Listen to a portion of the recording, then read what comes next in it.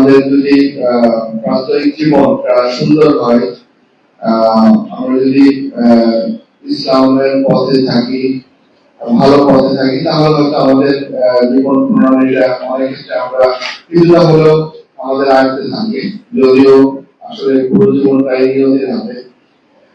তো আমরা যাদের পরিবার হারিয়েছেন তাদের সাথে আমরা সমবেতি।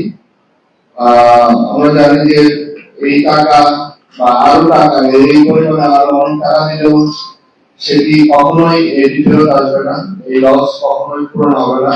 এই ঘাটতি যার বাবা হারিয়েছে, সেই আর যার মা হারিয়েছেন বা যার ভাই হারিয়েছেন, এই যে বেদনা, হারানোর যে কষ্ট, এই যে লস, ক্ষতি, এটি আসলে কখনোই পূরণ হওয়ার জন্য নয়। তারপরও যেহেতু আমরা সবাই একসাথে কাজ করি পরিবারের মতো, আমরা সবাইকে আমাদের পরিবারের সদস্য মনে করি। সেই লক্ষ্যে আমাদের একজন পরিবার যদি কোনোভাবে আহত হয়, কষ্ট পায়, তার পাশে আমরা যেমন থাকার চেষ্টা করি, সরকারও থাকার চেষ্টা করি। সেই লক্ষ্যে আজকের এই অনুষ্ঠান।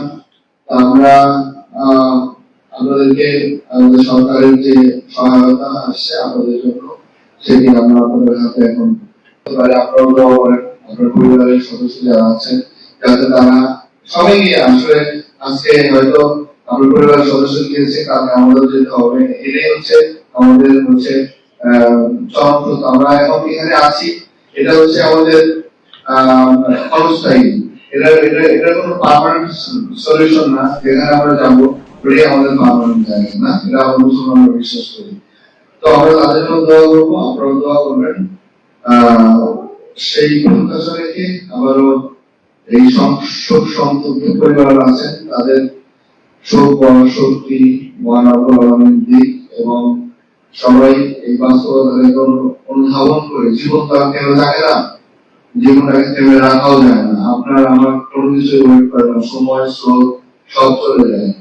তো এই বাস্তবতা নিয়ে আমাদের চলতে হবে। তারপরেও আমাদের ভালো থাকতে হবে, আমাদের নিজেদের ভালো থাকতে হবে, আমাদের ভবিষ্যৎ প্রজন্মকে ভালো রাখতে হবে। সবার পরিবার আছে, পরিবারের সন্তানরা আছে, তাদেরকে ভালো রাখতে হবে। এই ভালো রাখার জন্য আমরা যেন রাখতে পারি, সেই প্রত্যাশা রেখে আবার সবাইকে ধন্যবাদ জানাচ্ছি। সবাই ভালো থাকবেন। আমি একটু সকলের এখন প্রথমে স্যার